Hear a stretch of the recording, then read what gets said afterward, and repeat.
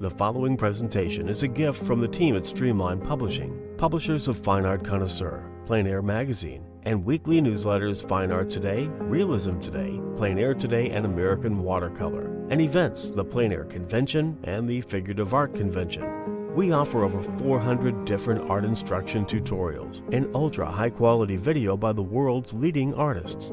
If you like what you see, help us support our artists and our team with your purchase. Each video aired has a special discount code for today only in the comments section with a link to the video offered.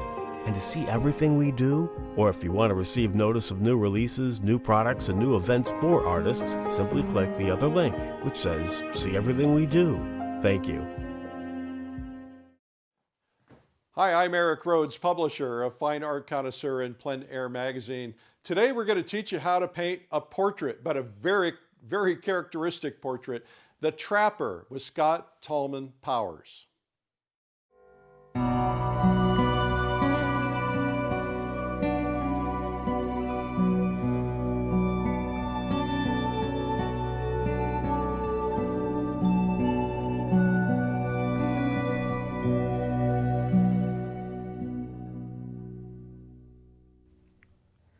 Hello, my name is Scott Powers. Thanks for joining me today. We're going to be working on a portrait, and but first, before I get started into it, I want to tell you a little bit about myself. I went to the American Academy of Art for 4 years, and my focus was fine art and life drawing, and so I spent a lot of time there drawing and painting. And my instructors were Dr. John Trapp for life drawing, Ted Smiskevich for oil painting, and Robert Krajewski for fundamentals. And those are my most influential teachers. So I owe a lot to them. While I was in school, I spent a lot of time at the Palette and Chisel in Chicago too, which has a fantastic, incredible history. So I learned a lot there. So after school, I would go draw from the live model or paint from the live model, and just constant practice. And took classes there, and that was my hangout for 4 years and up to this day. So a lot of my influences are a lot of the French, Spanish, and Italian painters from the late 1800s. And you know, a few of my favorites are Jules Bastien-Lepage and Antonio Mancini and Mariano Fortuny y Marsal. The father, Mariano Fortuny, Madrazo is his son. So the father was a really strong influence on me. And Francesco Paolo Macchetti,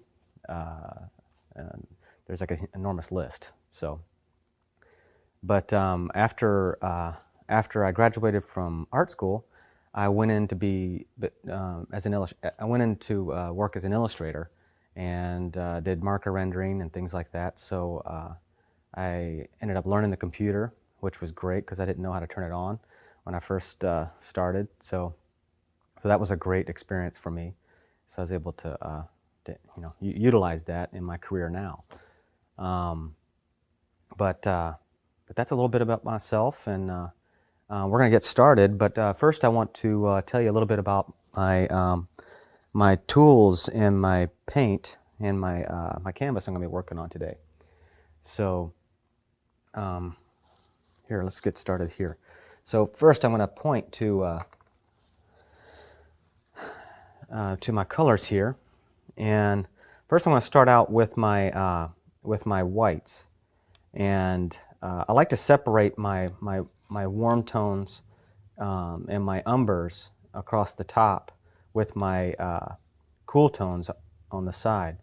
Ted Smiskevich taught me how to set my palette up, and I tried it a number of different ways, but I always kept coming back to this one. And I'm left-handed, so I put my white on the right side so I can pull my color this direction. But my whites are, this is a titanium white from Winsor & Newton, and it's more of a malleable kind of white. And the one right next to it is a Daniel Smith stiff mixed white. and that one is has a lot more body to it.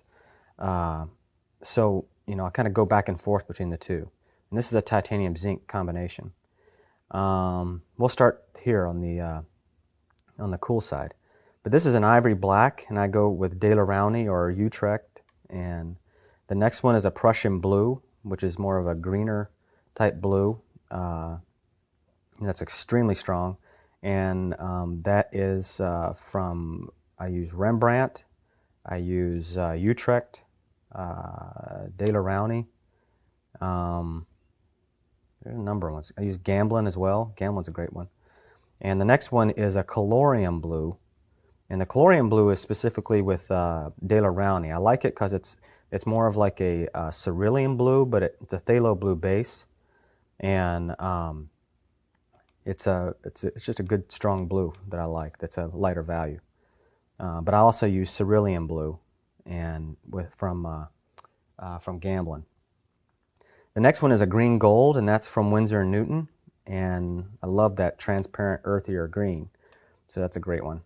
So up here on my warms, this is a permanent yellow lemon. And this is from Holbein. And this is a permanent yellow light. That's from Holbein also. And this is a permanent orange. And this is from Holbein. The next one is Naphthol red from Gamblin. And that's a great color, a great substitute for cadmium. And this is a yellow ochre. This one happens to be from the Weber company, but I mostly use the ones that are from Winsor & Newton, or the Utrecht or the De La Rowney. But the Winsor & Newton would be the yellow ochre pale, not the regular yellow ochre. But the next one is my favorite color, and this is Indian Yellow Deep from Winsor & Newton. But I also use Indian Yellow Regular, but it's more orangier. It's like this. But really, really transparent color. And it's good to cross over your yellows and mix into flesh tones and into landscapes and cityscapes and everything else. It's a great color. Very versatile. The next one is Venetian Red. I like that a little better than Terra Rosa. It's a little cooler once it's tinted. It's more pinkier tones. And I like that one. That was I use Winsor & Newton and Rembrandt and Gamblin, and yeah, I think that's about it. The next one is a Permanent Rose, and Permanent Rose I use from Winsor & Newton. The next one is Raw Umber and Burnt Umber, and these two I use the brands either Utrecht or De La Rowney, or Rembrandt also. There's a number of different ones that I use for my earth tones. And this one right here is more specific. This is a transparent oxide red from Rembrandt, which I like a lot. This is a great one. And I kind of go back and forth between transparent oxide red and transparent oxide brown from Rembrandt. And this is just a mother pile of palette scrapings that it's a gray that I like to have around. And it kind of builds up whenever I'm working on a bunch of paintings, and it kind of modifies tones. But I dip into this every once in a while. And I have a few grays over here too. This one is more of a warmer gray that I mix from scratch. Like, you know, at the end of the day of painting, I can mix up a pile. It's usually like a big pile of paint like this that I can modify and turn it into more of a warmer gray. And I kind of loosely mix it too, so that it has some striations of color. And this one right here is, I use a Portland Gray Deep from Gamblin. And it's like this tone right here. It's more of a cooler gray. And we'll be talking about grays as we get into the portrait. I don't think I told you what this one was. This is Sennelier. This is a brown ochre. And I like this one because it has a lot of versatility. Because a lot of times I'm graying down my palette so much from what I'm viewing from life anyway. So this kind of helps me get kick-started. But what you don't want to do is you don't want to depend too much on them. They're going to be modified significantly, but it's a good place so you don't have to, I'm mixing a lot of my tones up to this level anyway, so this is a good place to start, and it already has a lot of the colors in it anyway. So I can pull it one way or another, temperature-wise and value-wise. But if you're not careful, your paintings can have an overall gray tinge, and so you have to be cautious about that. The medium that I'm using is a liquid, and I have it, I think it's out of the shot. It's right on the corner here. I just pour a big pile of it, but I don't really use a whole ton of it. But and the medium that I'm using is more of a Gamsol from Gamblin, and I just have it in my paint can here. And I have my mirror that I use, and I'm not going to flip it over, but it's a handheld mirror that I use a lot. And I also have a black mirror that helps me kind of simplify things and see the extremes and everything else. So we'll be talking about that as we get going. My brushes, what we have here is I have a few different types. I'll show you a couple of them of each set. And I have some palette knives here too. Try not to get it in my paint here. Hopefully you guys can see that. What I'm going to show you here, I'm going to start on this side. These are my sables that I use. I use round sables, and this is from the Renaissance company. I think they went out of business, but any kind of like Kolinsky sable will do. And I use a lot of Utrecht Kolinsky sables too. They're economical and they take a beating, and I don't feel so bad about tearing them up. So they don't cost that much, but they're really good. And the next one here is the Land Nickel series. It's a series, this is the Filberts, which is a 5520. This is a 5590. It was the long-haired flats that I like a lot. I use them for softening edges, and I also use them for actually the painting as well. So I use these a lot. My bristle brushes, these are the Silver Brush series, and they have just a longer bristle, which I like. So it holds a lot more paint. It's got a lot more spring action, and I like that. So the next ones are my homemade jobs. I made them with longer handles, like 3-inch longer handles. It gives me a little bit, more distance from the canvas, and so you can actually see, if you can see that, it's a little bit longer. So it just gives you an extra reach. And I have some in my studio that's even longer than that, but these are fun to use, and they're more organic ends to them too. So I can kind of shape them any which way I want, to where they can, have all kinds of organic shapes to them. And I use them for landscapes, portraits, and these are great for the block-in stage too. And you can smush it every which way. And also these are some of my softening brushes too.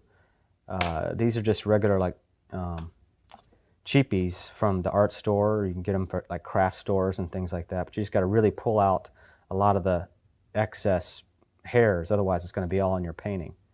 So I use these quite a bit.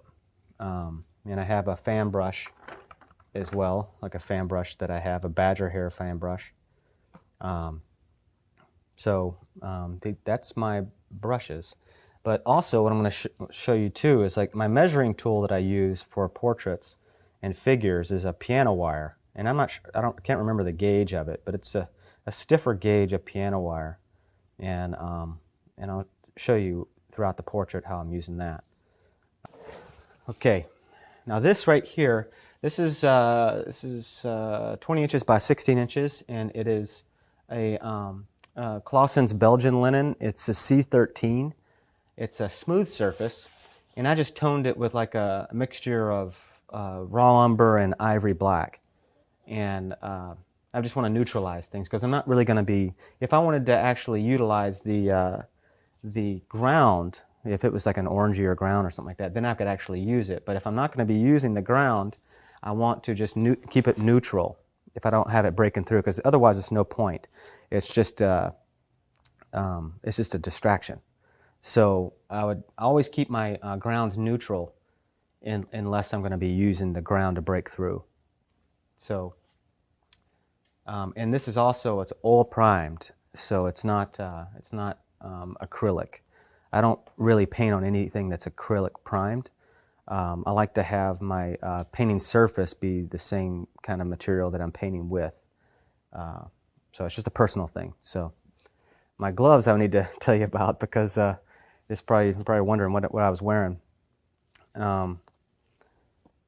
These are like latex gloves. I started using gloves recently because I wanted to actually try to be a little bit healthier, because I started getting rashes on my hand that I wiped the brush with, and I felt like that was a bad thing. So I started using it on the wiping hand, and then on the painting hand I didn't have anything, but I used barrier cream. But then I'd paint with some of my friends that would use plastic gloves, and I decided to try it out because I'm real tactile, because I'm smearing around in the paint with my hands, and these work really well. They're from the SAS company. I think you can Google it. I forget the name of I think SAS.com or something, but you can get a whole bunch, the black ones, in different sizes too. And they're great, and they don't tear very easily, and they just work out better for me, because the blue ones drive me nuts, because I feel like I got these glowing hands, and it's distracting whenever I'm painting. So I think that's it. So now I want to introduce you to our model for the day, and this is Don, and Don is going to be our model today. So he's going to be a fun one. So he's got a lot of fun stuff to paint on him, and so we got him set up here, and I put a drapery in the back to complement his flesh tone, and but keep it neutral enough to where it doesn't distract.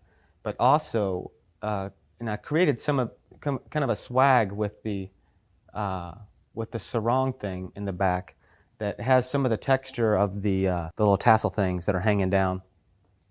I want some just surface texture. I'm not going to really render those out significantly, but I just want some surface texture to complement some of the texture in his the items that he has around his neck, the little necklace thing, and the little strap.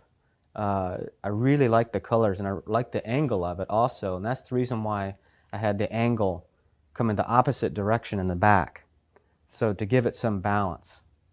If I had it go in the same direction, it would look too repetitive, and it wouldn't balance out right. But I think that's about it. But we got a warm light on him, and we have a lot of cool reflected light coming in from his shadow side. But it's nice that his shadow is a little bit more open. It's not as dark as it could be. I want to give it a little bit of air, but there's still a dominant light source, the warm light source coming over from the right. But opening up his shadow enough to where it really pulls his head out from the background, but still gives it a good sense of a light side, shadow side.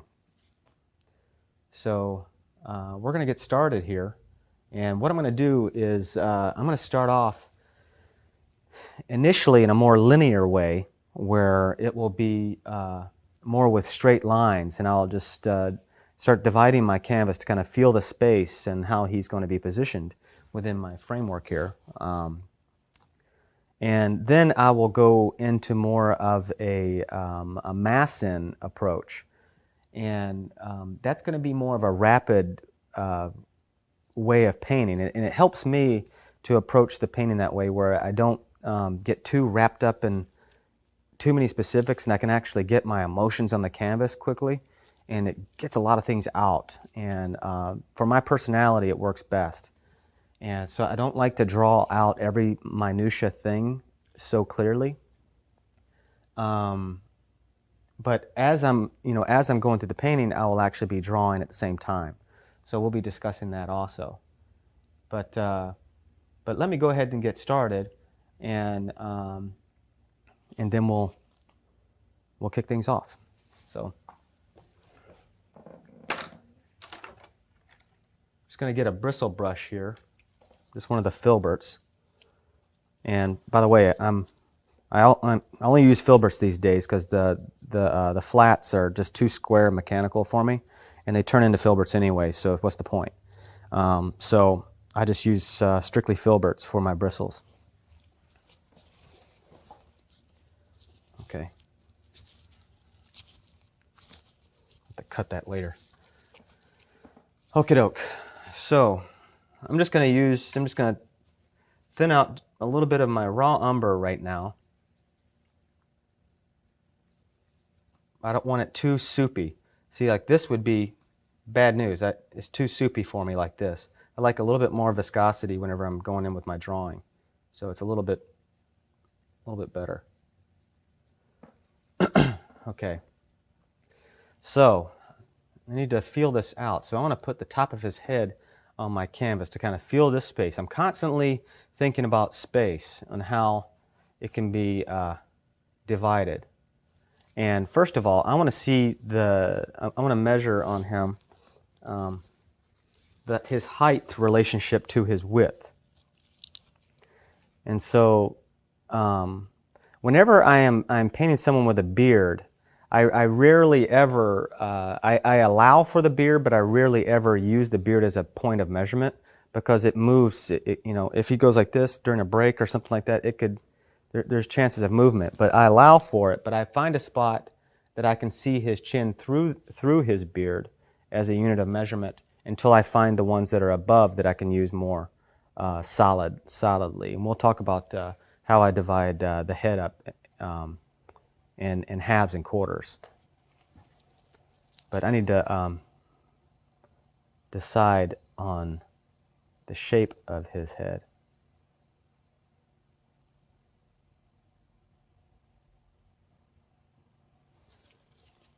And I look to the overall a lot. I look to see the overall. I mean, what is the most generalized shape of his head? Some people's head could be more of a diamond. It could be more of an oval, a rectangle, a square, more of a circular. He has more of a rectangle for me, and has some great anatomy in his face. So I can't wait to get right into the central region of that triangle. But first, I'm making that assessment. I want to kind of gesture the location of the head, and if that's going to be his head. So I need to allow also for some of this ornamentation to come down here. And looking at this spatial relationship here to here, I want to move this up actually, because that's going to be a little bit too far down for me. That's going to be okay. Now if the frame comes down about right there, that's going to leave this much space. I'm okay with that. So let me wipe that off. Wipe this off.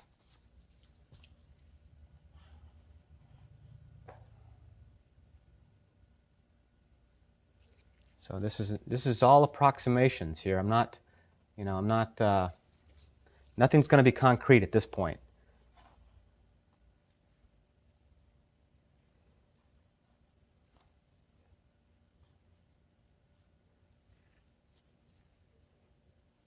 And after the first break, I'm going to get his collar up a little bit too, because I'm going to give a little bit more action in the collar. I'm going to pull it up a little bit so it breaks that his shoulder line and comes up a little bit. And actually, with that, I'm feeling the angles throughout the scene here, and with that collar up a little bit, it gives it a little bit more action, just a little bit more intensity, and you can start tying all those things together.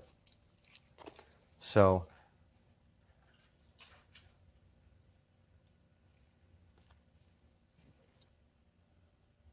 Okay.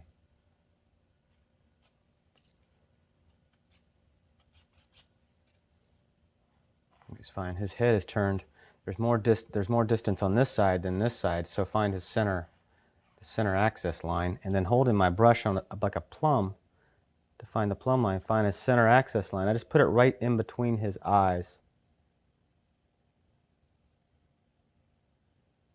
It's kind of a slight slope back, just a slight, the center axis line is not 100% perpendicular, 100% 90 degrees.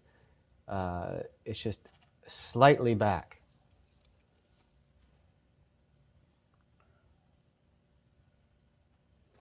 And so I'm going to have a little bit more space over here than here, just to kind of give it a little bit of air. I don't want it too far over this direction either. That's bad news for me.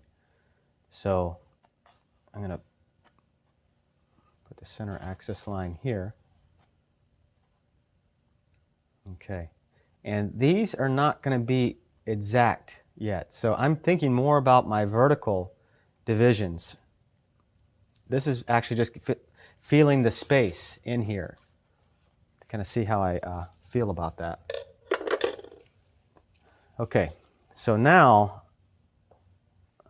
on his chin, there's a place right where I can hold my measuring tool horizontally, kind of put right on his beard there. And I'm going to use the bottom of the beard to double check my measurements too. Okay, I can see that, where that point is.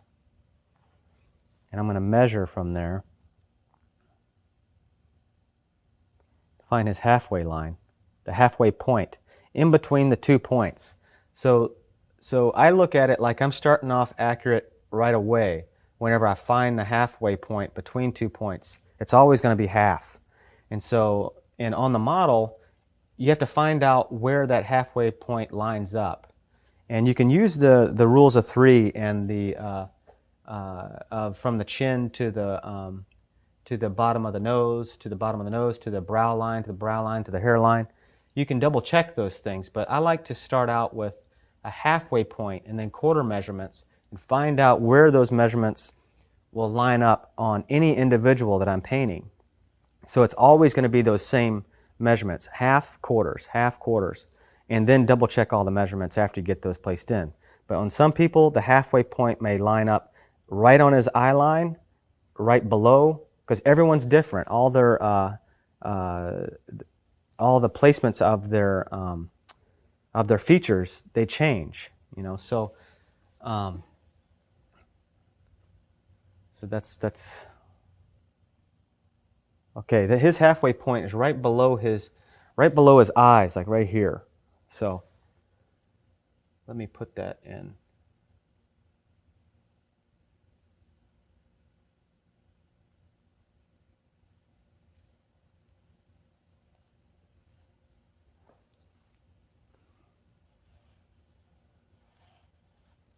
That is the halfway. That's not the his eye line. His eye line is going to be just above it. So that gives me a reference to where his eye line is.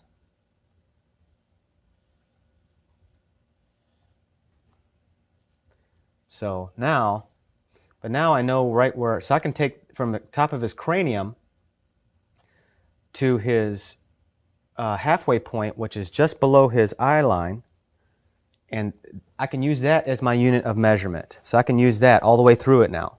So I got something that's more concrete. And because this is kind of ambiguous, this was an approximation because you're looking through a beard.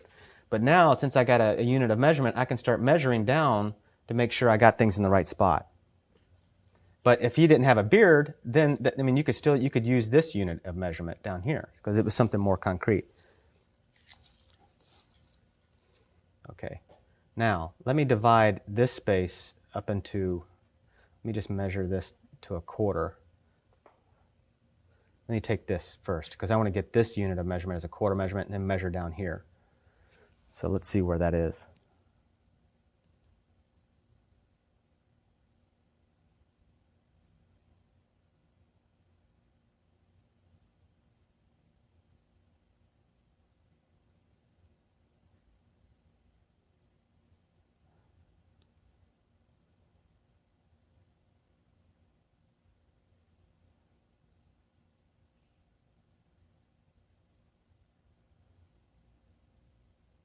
Okay, it's right there. Okay, now I see where that is, right on his brow. It's like it's it's more difficult to find a point on a forehead because it's not as strong of a landmark. But there's a certain line right in his forehead, and there's another one, a real slight one, right above it, and that's where the quarter measurement line is. So now I know where it is. Now I just need to divide it in a quarter. And remember, start with your halfway point and find the quarter measurement line between these 2 points.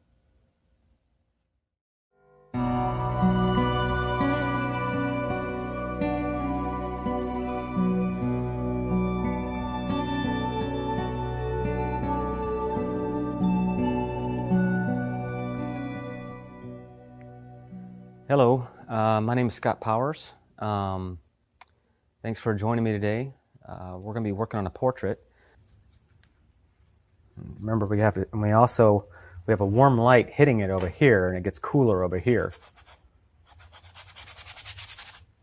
So as I start to block him in, I'm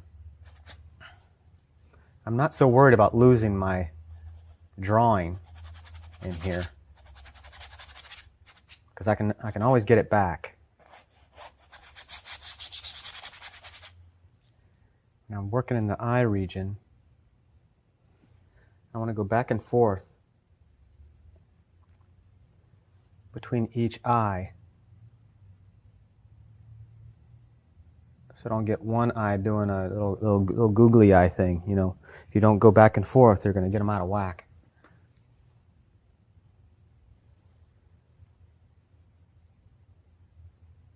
Sometimes I can get them out of whack even doing that.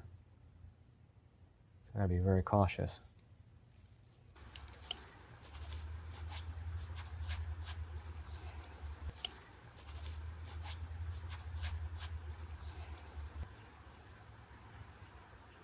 I just want to put an indication to where his glasses are so I can keep that in mind all the time. So I got it's a nice little warm touch.